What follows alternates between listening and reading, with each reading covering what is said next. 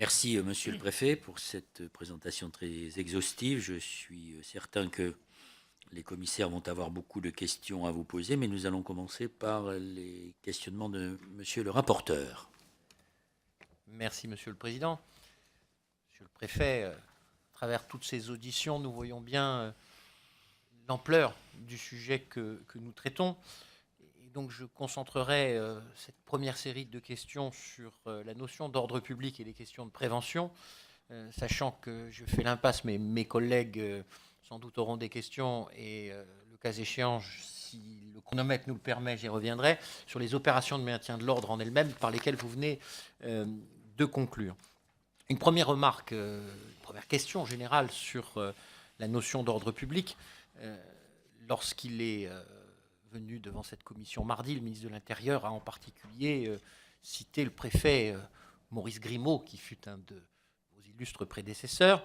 Et je voulais vous demander si, à votre sens, on peut légitimement distinguer entre un ordre public neutre au plan idéologique et un ordre républicain qui serait davantage porteur de valeurs.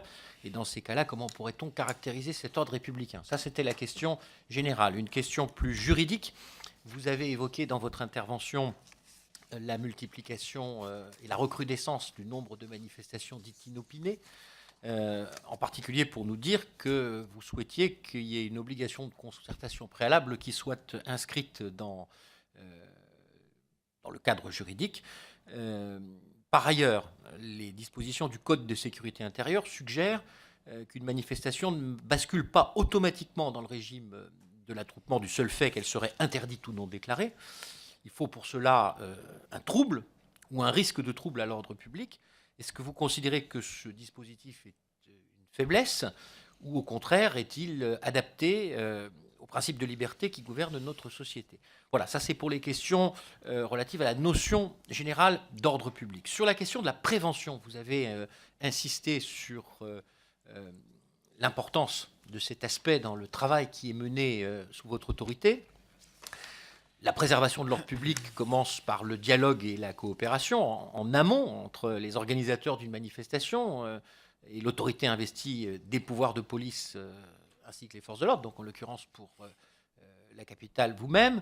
Est-ce qu'il peut arriver que ce dialogue contraigne la manifestation à tel point qu'on s'écarte du régime de liberté proposé par la loi, ou bien faudrait-il au contraire renforcer les exigences pesant sur les organisateurs? Je pense par exemple au modèle qui est appliqué à certaines manifestations sportives.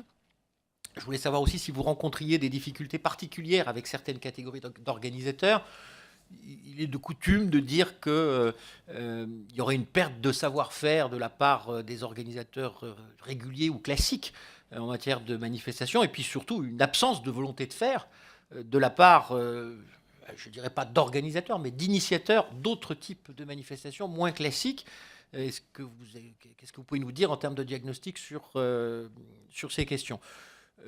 Sur le renseignement, quelle est la part que représente le renseignement pour les besoins d'ordre public dans l'activité de la direction du renseignement, à côté des autres activités que sont la prévention du terrorisme, la lutte contre la criminalité sous toutes ses formes et la recherche de l'information opérationnelle? Quand vous avez affaire à une manifestation à caractère national, et vous avez effectivement précisé que sur Paris c'était souvent le cas, comment s'organise le recueil et le traitement du renseignement spécifique à ces événements? Enfin, il y a des dispositifs, en particulier à Paris, de vidéoprotection qui sont implantés sur la voie publique. Constitue-t-il une aide pour les forces de maintien de l'ordre?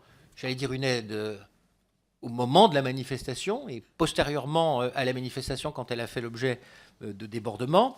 Le ministre a annoncé mardi son souhait de voir l'ensemble des manifestations filmées. Vous avez indiqué que pour ce qui... Enfin, j'ai cru comprendre que c'était déjà le cas sur ce qui se passait à Paris. Pourriez-vous nous en dire un petit peu davantage? Et vraiment, ultime question, je suis navré, mais le sujet est si vaste. Dans l'hypothèse où on connaît l'identité d'éléments radicaux, est-ce qu'on pourrait imaginer un système excluant ces individus des manifestations avant la tenue de celles-ci. Par exemple, en les obligeant à se présenter auprès des forces de police ou de gendarmerie. L'obligation qui pourrait s'appliquer pour un certain temps aux individus qui ont déjà fait l'objet de condamnations pour violence dans le cadre de manifestations. Est-ce que, à votre sens, une telle mesure serait conforme à notre droit et notamment au respect des libertés publiques fondamentales ?